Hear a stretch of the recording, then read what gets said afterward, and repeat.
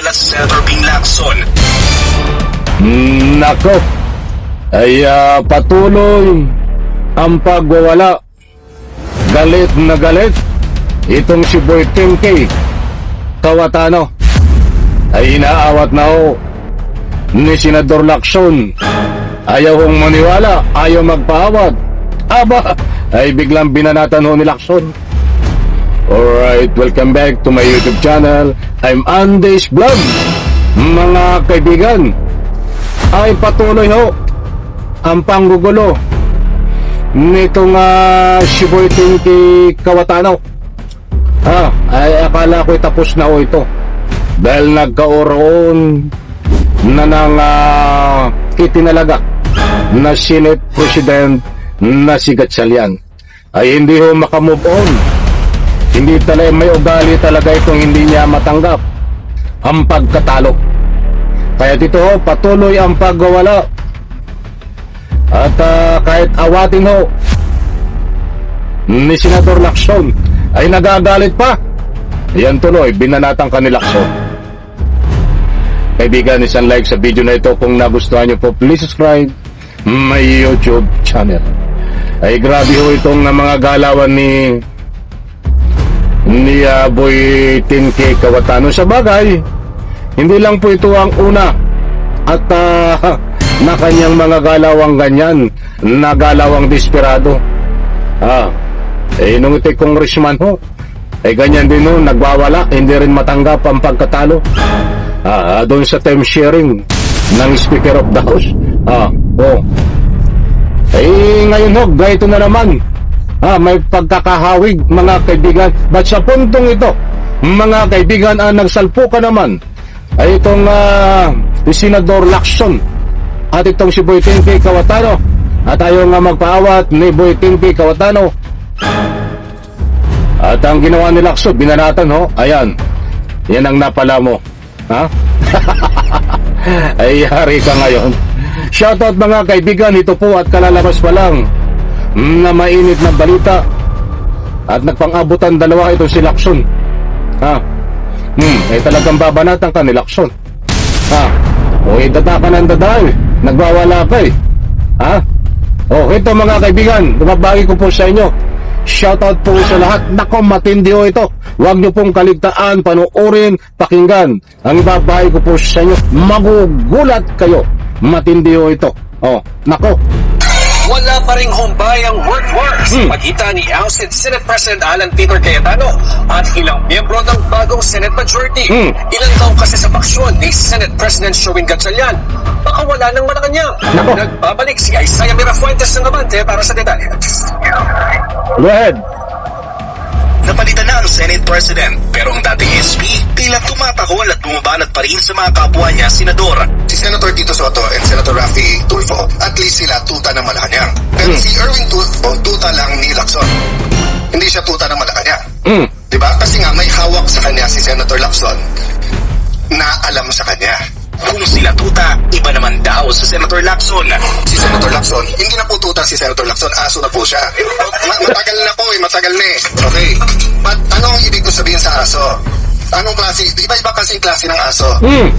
Yung kayo po, pagka may utos sa inyo, kayo ay nag-asikaso. Meaning you take care of it. At meron din daw na tinatawag na aso-kaso.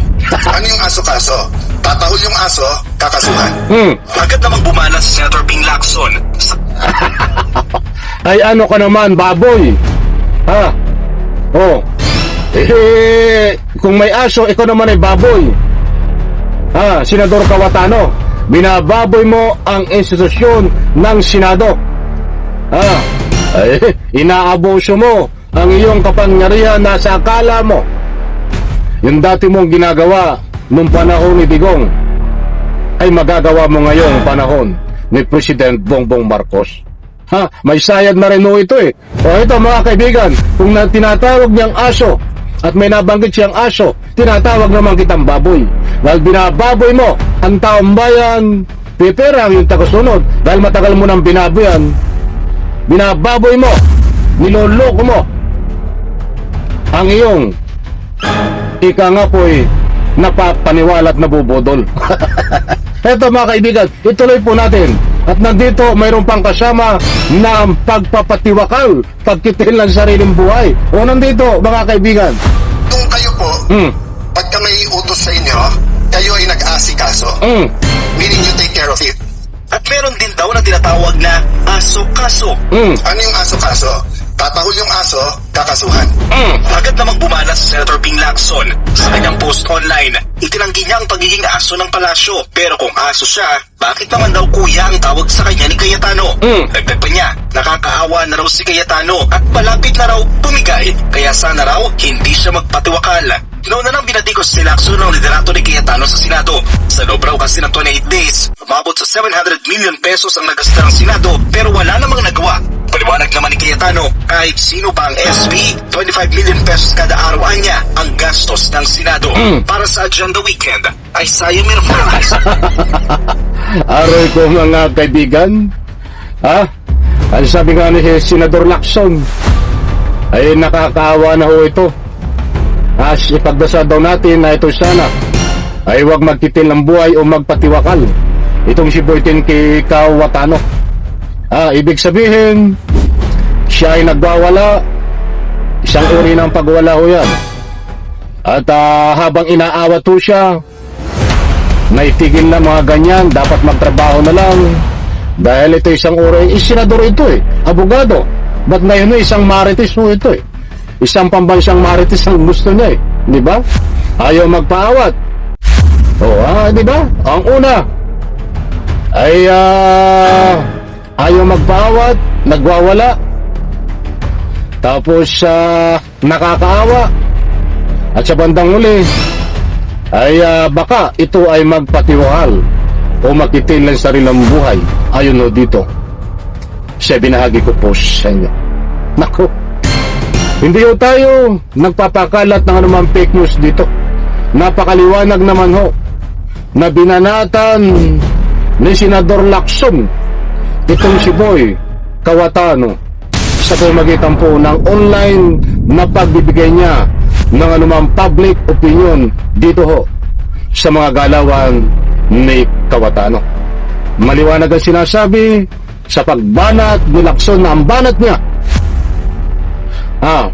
baka ito magpatiwakal. Ay hindi natin alam mo ang takbo ng isip ni Boy Kawatano. Dahil kung pagbabasihan po natin ang kanyang mga galawan, ay galawan at atak didiiso na parang may sayad at ang lakas na ng saltik sa utak. Kaya hindi po natin masisisi itong mga banat ni Senador Lacson na ito ay pagdasal natin at nakakaawa siya. Baka ito ho ay magpatiwakal. Anak nakatakot-takot, imbis na magtrabaho ito ay hindi ho Mga kaibigan, maliwanag naman po na siya po ay patuloy ang pagwawala. Isang uri po ng pagwawala yan at napakaliwanag din na binanatan siya ni Senador Lacson, hindi po sa pamamagitan po ng komisyon na mga banat, sa pamamagitan po ng online na mga banat ni Senador Lacson, at inaawat siya ho ni Senador Lacson.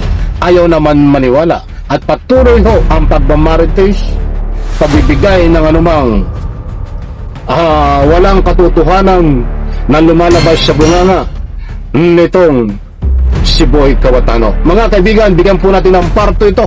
Yan po ang ibinahay ko po sa inyo. At nandiyan po, hindi ko na ulitin.